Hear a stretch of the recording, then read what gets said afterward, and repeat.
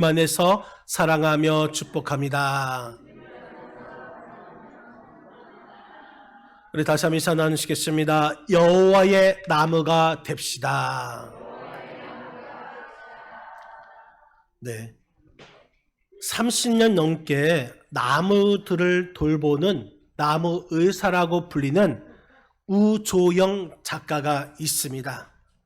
이 우조영 작가는 나는 나무처럼 살고 싶다라는 책을 지었는데 그 책은 나무에게서 배운 지혜를 말하고 있습니다. 힘겹게 하루하루를 버티고 있는 도심의 아픈 나무로부터 시작하여서 아주 오래된 고목까지 그의 손에 거쳐서 되살아난 나무가 수천 그루에 이른다고 합니다. 이 우조영 작가는 바쁘게 사느라고 놓치고 있는 삶의 지혜를 나무에게서 배운다고 합니다. 그 책을 보면은 겨울이 되면 가진 것 모두 버리고 앙상한 알몸으로 견디는 그 초연함에서 아무리 힘이 들어도 매해 꽃을 피우고 열매를 맺는 그 한결같음에서 평생 같은 자리에서 살아야 하는 애꿎은 숙명을 받아들이는 그 의연함에서 자신이 알아야 할 삶의 가치들을 모두 배웠습니다. 그러면서 세상에서 가장 나이가 많은 생명체이자 그 무엇에게도 해를 끼치지 않으면서도 지금까지 이 순간을 지혜롭게 살아내는 존재가 바로 나무라는 것이죠. 이 우조영 작가는 그 나무 하나하나를 보면서 나무가 주는 메시지를 전하고 있습니다. 소나무를 보면서 소나무는 고개 숙인 아버지에게 바칩니다. 아무리 힘들어도 자식들에게 힘들다고 말하지 않고 묵묵히 자리를 지키는 아버지의 마음을 닮은 나무입니다.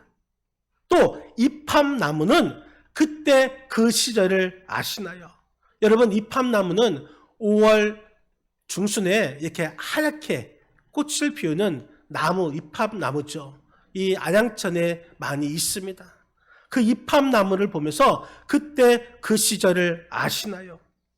지난 가을 추수한 곡식이 다 떨어지고 아직 볼이 추수할 날은 많이 남아 있는데 하얗게 핀 이팝나무는 쌀 생각이 나서 눈물 짓게 했습니다. 보릿고개 전에 피어 쌀 생각나게 만들었던 눈물의 나무입니다. 아카시아는 삶이 그대를 속일지라도 조국의 헐벗은 산 온몸으로 지키며 자신의 몸 배임을 당하면서도 고난의 세월을 보냈는데 더구나 이 달콤한 꿀까지 내어 주었음에도 불구하고 나무 대접 받지 못하고 비난만 받는 아카시아 나무, 그 비난이 자신을 비참하게 만들어도 여전히 자신의 몸을 내어주는 나무입니다.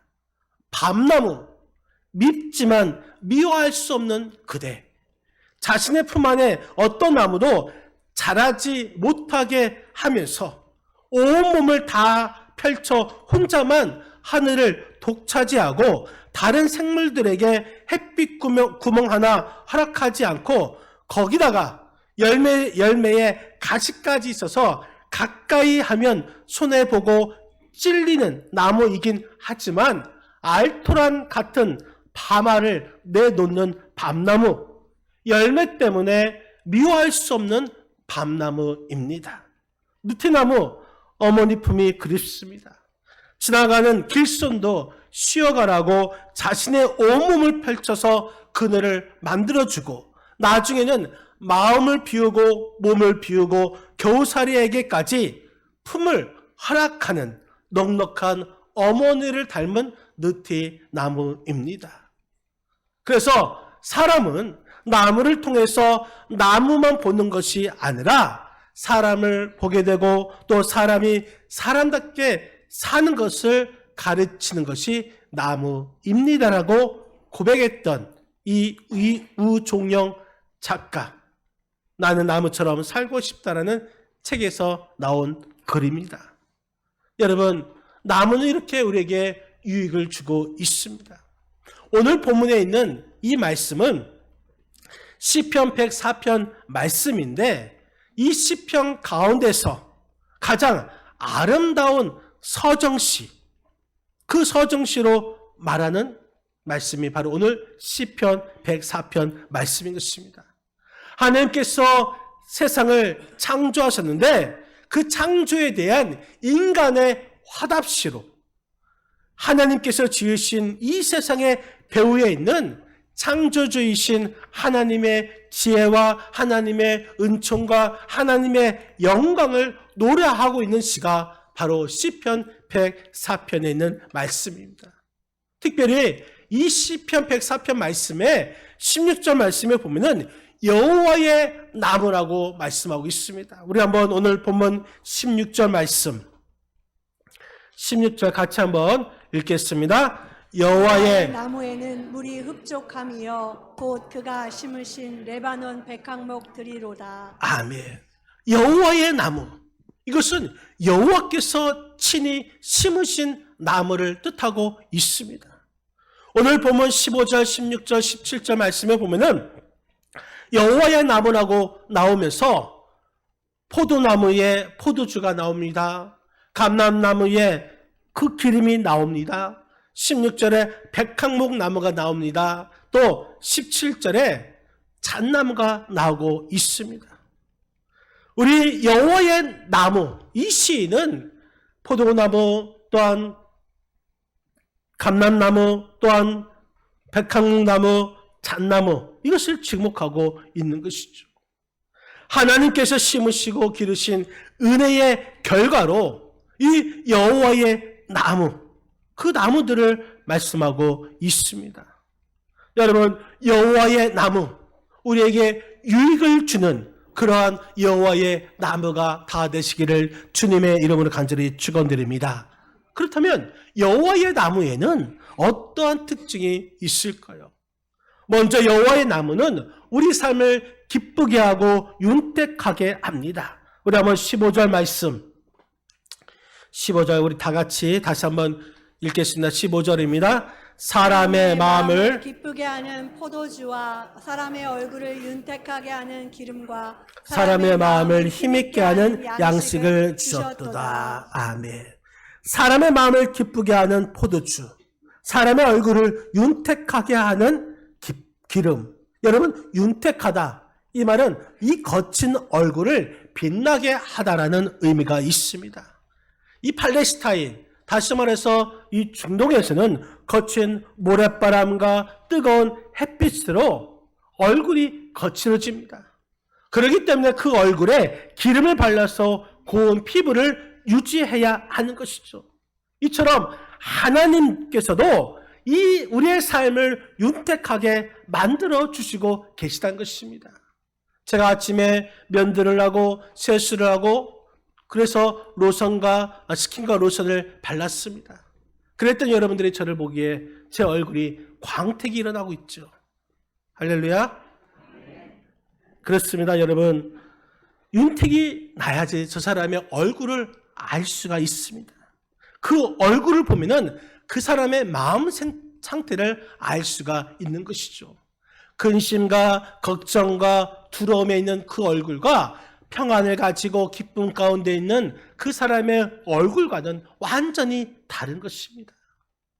여러분, 얼굴에는 어떤 얼굴을 가지고 있습니까? 바라기는 오늘 본문에 있는 말씀처럼 여호와의 나무가 되어서 자신도 기쁘게 하고 다른 사람들의 삶을 윤택하게 하는 그런 삶을 살아서 우리의 얼굴이 윤택해지는 그러한 삶을 살아가시기를 주님의 이름으로 간절히 축원드립니다. 여러분, 독일의 와인버그라는 도시가 있습니다. 그 도시에 옛날에 지은 성이 있었습니다. 와인버그 사람들은 그 성에 관련된 흥미로운 그러한 이야기를 자랑스럽게 말한다고 합니다. 15세기, 다시 말해서 이 중세 때에 기사도 정신, 또 명예를 중요시했던 그때에 이 적군이 이 와인버그에 있는 그 성을 포위했습니다. 그리고 그 성읍 사람들이 한 명도 나오지 않도록 그 성 안에 가두었습니다.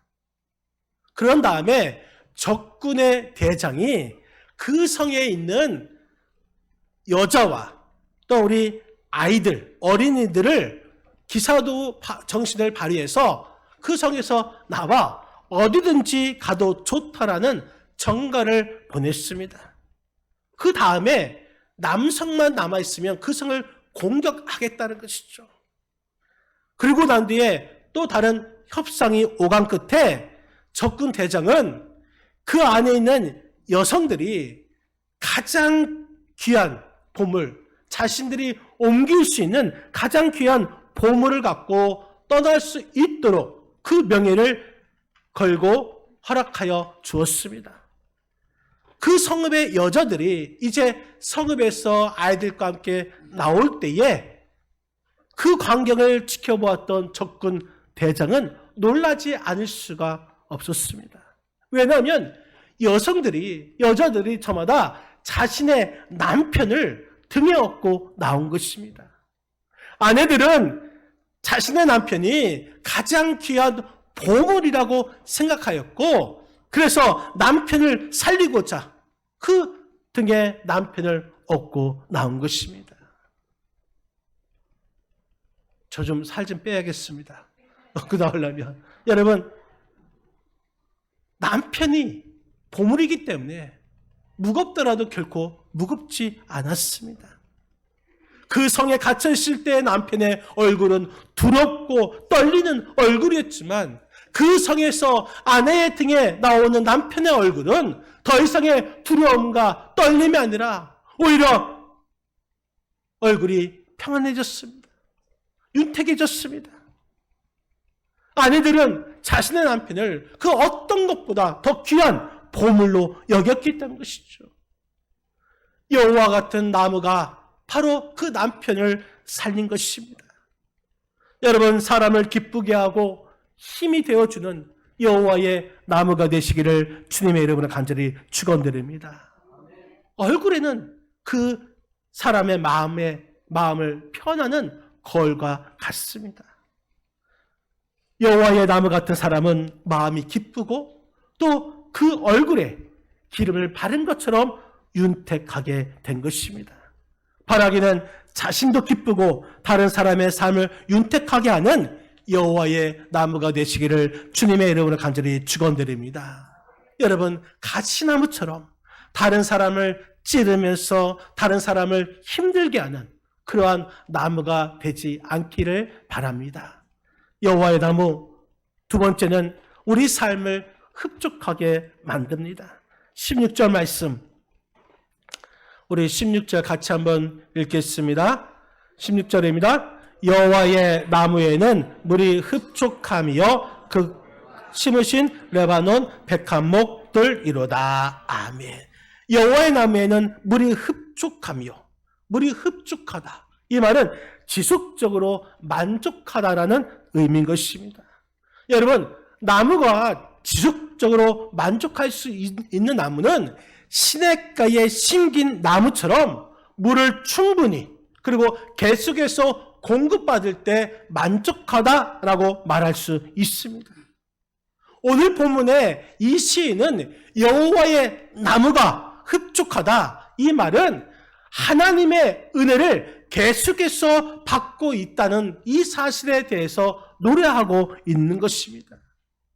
여호와의 나무는 바로 하나님께서 계속해서 은혜와 사랑을 공급해 주고 있기 때문에 흡족하다 고백할 수가 있는 것이죠. 여러분, 가수 임재범 아시죠? 어찌합니까?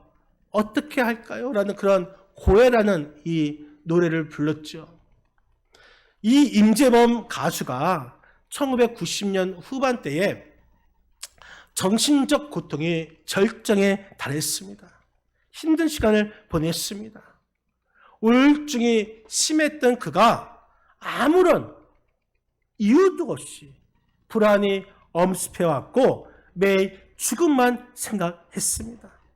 설상가상으로 생활고까지 겹쳐서 이 절망의 구렁텅이에 빠지게 되었습니다. 전기 요금을 낼 돈이 없어서 밤마다 전원을 내렸고, 또한 수도요금을 아끼려고 씻지 않았고, 급기야 길에 버려진 담배꽁초를 주워서 피우기까지 했습니다. 이러한 폐인 생활을 하던 중에 우연치 않게 성경을 접하게 되었습니다. 그 아내가 이 남편의 회복을 위해서 계속해서 성경을 읽고 난 뒤에 그 남편 옆에 성경을 두고 가는 것입니다. 계속해서 그렇게 하니까 그 임재범 가수는 불교에 심취했었음에도 불구하고 성경을 자꾸 옆에 두고 가니까 그 성경을 읽기 시작했습니다. 그 성경을 읽으면서 하나님 말씀에 빠지게 되었고, 그 하나님의 말씀에 빠져서 하나님의 그 평안을 경험하게 됩니다. 그러면서 그가 이렇게 고백합니다. 우울증에서 벗어날 수 있었던 것은 하나님을 향한 믿음 하나였다고 고백합니다. 여러분, 승승장구라는 그 프로그램에서 자신이 6년 동안 우울증과 조울증을 앓으면서 인생의 나락에 떨어졌을 때에 하나님의 말씀을 붙들고 결국 하나님 안에서 희망을 얻을 수 있다고 고백했습니다. 한번 음성을 한번 들어볼까요? 임재범 가수의 음성입니다. 글쎄요, 종교적으로 얘기를 해도 괜찮은 건지 모르겠는데 네. 믿음 하나였어요.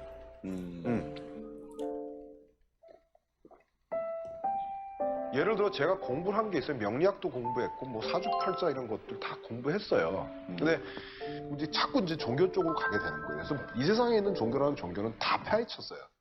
근데 하루 종일 성경이라는 걸 보고 있었고, 그러니까 집사람이 이렇게 슬쩍 놓고 가요. 왜냐하면 요구해서 되는 사람이 아니니까. 네. 그러니까 우울증을 벗어날 수 있었던 게 글쎄요, 종교적으로 얘기를 해도 괜찮은 건지 모르겠는데 네. 믿음 하나였어요. 네. 이처럼 하나님 안에서 여러분 그 희망을 얻을 수 있다라는 이 고백을 한 임재범 이 가수처럼 우리의 모든 문제를 해결해 줄 수 있는 분, 또 우리를 흡족하게 우리에게 만족을 주실 수 있는 그분은 바로 우리 하나님이심을 여러분 믿으시기를 바랍니다. 영적으로나 또한 육적으로나 우리에게 은혜를 베푸셔서 우리를 만족하게 해 주십니다. 우리 인간은 지혜와 능력이 부족합니다. 그래서 다른 사람을 만족하게 할 수도 없고 흡족하게 할 수도 없습니다.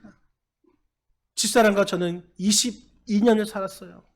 근데 아직도 왜 내 마음을 모르냐고 자주 말을 합니다. 왜? 모르죠. 당연히. 왜? 인간이기 때문에. 부족하기 때문에. 하지만 저 대신에 우리 하나님은 그 마음을 흡족하게 해주시는 줄 믿으시기를 바랍니다. 여러분, 남의 것을 빼앗는 그런 모습이 아니라 나누고 베풀고 그래서 남을 흡족해 할 수 있는 여호와의 나무 같은 사람이 되시기를 주님의 이름으로 간절히 축원드립니다. 하나님께 받은 은혜가 많습니다. 하나님께 받은 사랑이 있습니다. 여러분, 나 혼자 그 은혜 받고 그 은혜 누리는 것이 아니라 하나님께서 우리에게 흡족하게 해 주신 것처럼 우리가 받은 이 사랑과 은혜, 여러분 다른 사람에게도 그 사랑과 은혜를 나눠줘서 다른 사람도 하나님의 그 은혜와 사랑이 흡족하게 해줄 수 있는 여호와의 나무 같은 사람이 되시기를 주님의 이름으로 간절히 축원드립니다. 여호와의 나무, 이것은 우리 삶을 또한 깃들이게 합니다. 오늘 본문 17절 말씀을 같이 한번 읽겠습니다. 새들이 그 속에 깃들이며 학은 잣나무로 집을 삼는도다. 아멘. 새들이 그 속에 깃들이며 깃들이다. 이 말은 보금자리를 만들어서 쉬게 한다라는 의미가 있습니다. 지속적으로 보금자리를 공급해 주는 그 모습을 가리키고 있습니다. 그래서 보금자리, 쉼이 있고 평안이 있는 것이죠. 여러분, 나무는 나무 크기만큼 공헌을 하고 있습니다. 나무가 크면은 그늘도 커서 많은 사람들에게 그늘이 되어 줍니다. 나무가 크면 새들이 많이 와서 안식처가 되어 줍니다. 나무는 이 남은 자신만을 위한 것뿐만 아니라 다른 새들에게도 또 사람에게도 이러한 안식처를 제공해 주는 것이죠. 우리도 여호와의 나무가 되어서 다른 사람에게 안식처, 쉼을 주고 평안을 줄 수 있어야 하는 것입니다.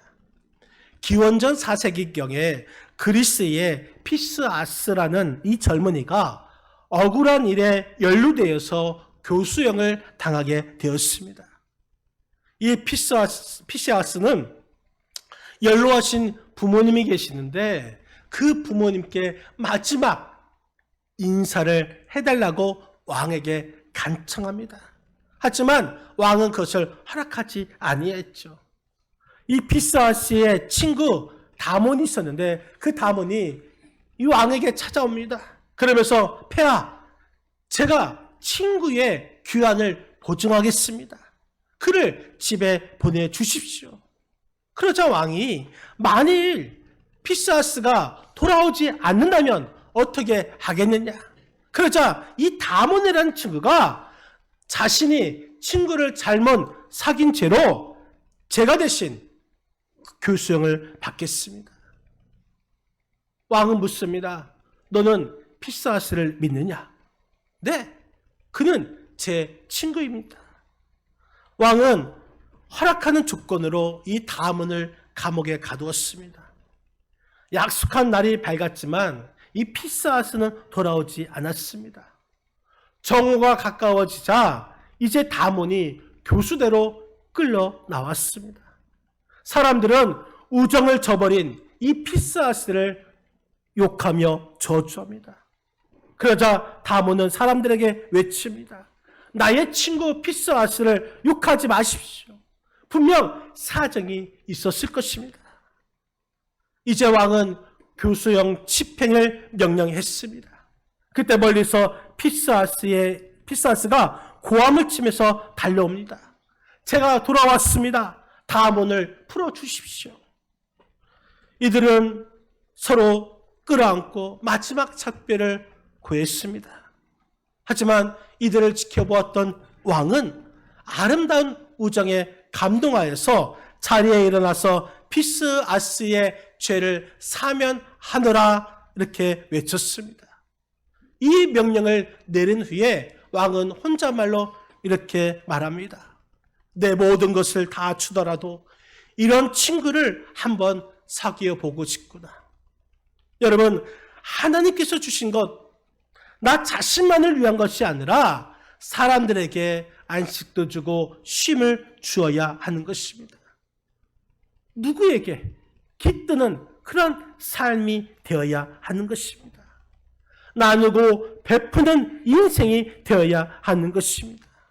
사람들을 멀리 쫓아내고 또 불편하게 하는 그런 사람이 되는 것이 아니라 사람들이 찾아오는 인생이 되어야 하는 것입니다.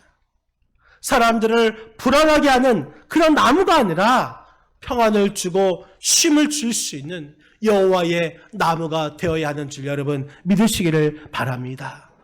셀 실버스타인의 아낌없이 주는 나무라는 이야기 잘 알고 있지 않습니까? 사과나무와 소년이 있었습니다. 나무와 소년은 언제나 나뭇가지로 그늘을 타고 사과도 따먹고 함께 놀았습니다. 세월이 흐르고 소년이 찾아오는 일이 줄어들자 나무는 쓸쓸했습니다. 그러던 어느 날 좀 성장한 소년이 나무에게 찾아왔습니다. 나무는 기뻐하면서 예전처럼 자신의 사과를 먹고 놀자고 했지만 소년은 난 이제 너무 자라서 사과 같은 걸 먹을 시간이 없다고 말합니다. 소년은 나무에게 말할 때 나는 일하기 위해서 돈이 필요하다고 나무에게 말합니다. 그러자 나무는 자신의 사과를 가져가라고 했습니다. 이 소년은 사과를 가져가 팔아서 돈을 얻었습니다. 조금 더 자라서 어른이 된 소년이 찾아옵니다. 또 나무는 예전처럼 가지에 매달려 그네 타기를 하며 놀자고 말합니다. 그러자 어른이 된 이 소년은 너무 커버려서 그네 타기를 하기엔 무겁다고 했습니다. 그러면서 소년은 결혼하려면 집이 필요하다고 말합니다. 그러자 나무는 자신의 가지들을 베어가서 집을 지으라고 했습니다. 어른이 된 소년은 나무의 가지를 베어서 집을 지었습니다. 또 더 나이가 든 이 소년은 찾아와서 나무에게 어디론가 멀리 가고 싶다고 말을 했습니다. 그러자 이 나무는 자신의 이 몸통을 베어서 배를 만들어 가라고 했습니다. 어른이 된 이 소년은 나무의 몸통을 베어서 배를 만들어 떠났습니다. 오랜 시간이 지나서 이 소년은 노인이 되어서 되돌아왔습니다. 그리고 나무에게 피곤해서 쉴 곳이 필요하다고 말합니다. 이 나무는 이제 나에게는 남은 것은 밑둥밖에 없다. 이 구루터기에 앉아서 쉬라고 했습니다. 노인이 된 소년은 이 구루터기에 앉았습니다. 나무는 처음부터 끝까지 행복했습니다. 아낌없이 모든 것을 줄 수 있었던 나무는 행복했습니다. 여러분, 그렇습니다. 우리도 아낌없이 모든 것을 줄 수 있는 여호와의 나무가 되어야 될 줄 믿습니다. 서로에게 필요한 것, 그것을 나눠줄 수 있는 여호와의 나무 같은 사람이 되어야 될 줄 믿습니다. 우리 주님께서는 우리를 끝까지 사랑해 주셨습니다. 아낌없이 우리를 위해서 내어주셨습니다. 우리도 그런 삶을 살아가야 될 줄 믿습니다. 다른 사람을 힘들게 하고 쫓아내는 그런 가시나무 같은 나무가 되지 않기를 바랍니다. 바라기는 여호와의 나무가 되어서 다른 사람을 기쁘게 하고 윤택하게 하는 여호와의 나무가 되시기를 바랍니다. 다른 사람을 만족하게 하는, 흡족하게 하는 여호와의 나무가 되시기를 바랍니다. 바라기는 다른 사람들이 찾아오는, 편하게 깃들 수 있는, 다른 사람에게 안식을 주고 쉼을 주고 평안을 줄 수 있는 여호와의 나무 같은 그러한 삶을 살아가시는 우리 충무목교회 성도님들이 다 되시기를 주님의 이름으로 간절히 축원드립니다. 기도하시겠습니다. 이 시간 기도